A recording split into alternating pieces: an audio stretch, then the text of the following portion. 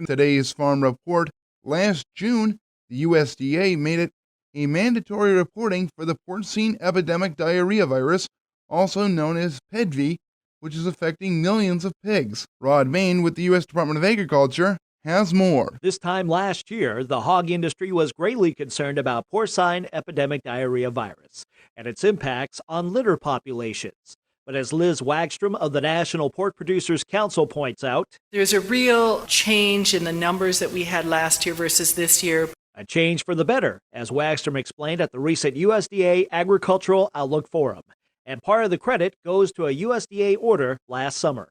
On June 5th last year, Secretary Vilsack issued a federal order making porcine epidemic diarrhea virus and porcine delta coronavirus reportable diseases. And they're considered, we now call them SCCD, which is swine enterocoronavirus diseases. So that means that the numbers we had before June 5th are not necessarily directly comparable to the numbers we have after June 5th. So for the winter months of 2013 and 14, around 250 to 300 new cases of PED virus were reported weekly.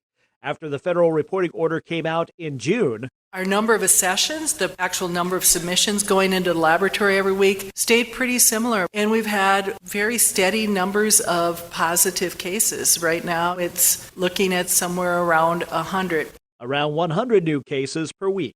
Wagstrom says one reason for the reduced numbers is reporting of premise identification numbers as part of case reporting, part of the regulations for funding under the program as managed by USDA's Animal and Plant Health Inspection Service. So you're not going to get reimbursed for that laboratory testing unless you have your premises ID number on the veterinary laboratory submission. She adds various control strategies, ranging from biosecurity improvements on swine operations to herd closures and vaccines in specific cases, have also helped reduce PED cases. I think we have had some effectiveness with our control strategies. The other thing is I believe we're probably testing more samples than we were, largely in parts because of the APHIS diagnostic funding, and in part because we now have a number of veterinarians and producers who are sending in repeated samples from farms that they are trying to prove are negative.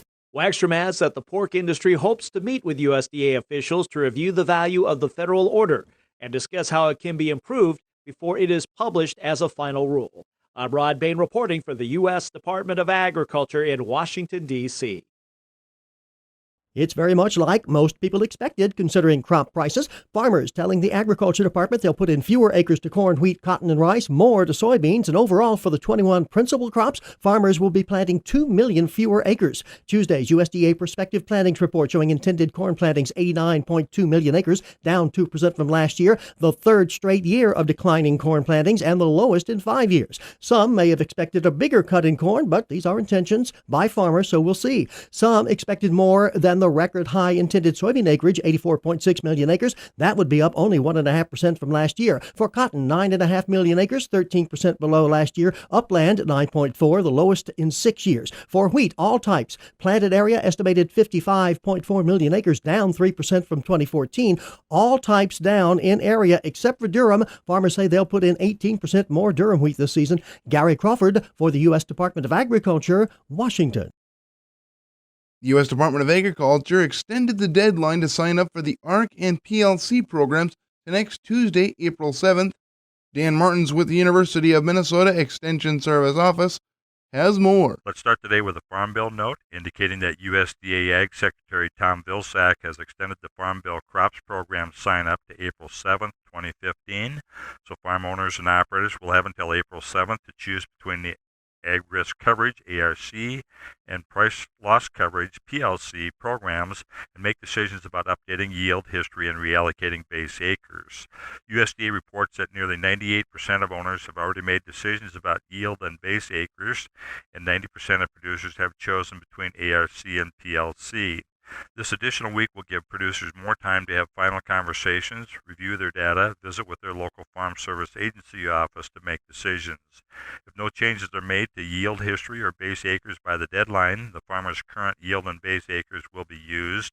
If a program choice of ARC or PLC is not made, there will be no 2014 crop year payments for the farm, and the farm will default to PLC coverage for the 2015 through 2018 crop years. This is important because the payment for the 2014 crop in some cases might be the most certain opportunity for farmers in the program.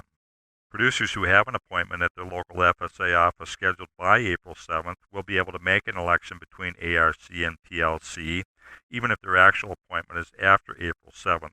So make a call to the Farm Service Agency office for an appointment if you still have work to do in settling things for your farm with the 2014 Farm Bill Crops Program. Then let's continue some discussion about making fertilizer decisions in years with low commodity prices based on information provided by Extension Soil Specialist Dan Kaiser. I've already talked some about nitrogen as the nutrient that corn responds to most consistently and reliably. Responses to phosphorus and potassium are less predictable.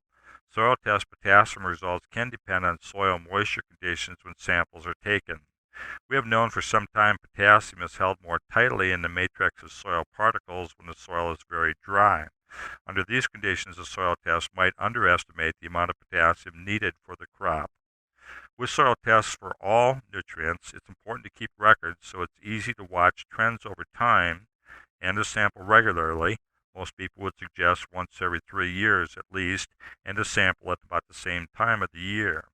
If you see a soil test that is significantly different based on trends, that's a clue to ask some questions to determine whether you want to rely on the results closely that year or not.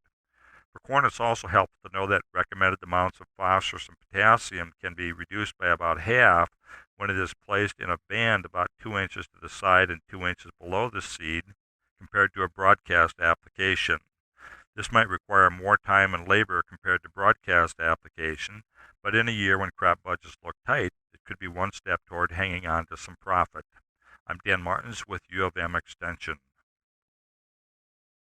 In addition to sign up for the agricultural risk coverage and price loss coverage programs, local Farm Service Agency offices in states like Texas and Oklahoma have been busy with additional program signups. We're working through a 2012, 13, and 14 backlog of livestock forage program related work, and the continuing drought in the Southwest has triggered LFP for 2015 as well. So those states are working on LFP issues in addition to the ARC and PLC program activity. And FSA Administrator Val Docini says in those cases, that is where FSA jump teams come in for additional support. Folks from other states where their work is largely done or mostly done spend 2 weeks, 3 weeks, 4 weeks in some cases working in county offices in a state that has heavy workload associated with it. And we've used jump teams for various program signups around the nation over the last number of years. And this is just another way for us to ensure that we're focusing resources where they need to be focused. I'm Rod Bain reporting for the U.S. Department of Agriculture in Washington, D.C.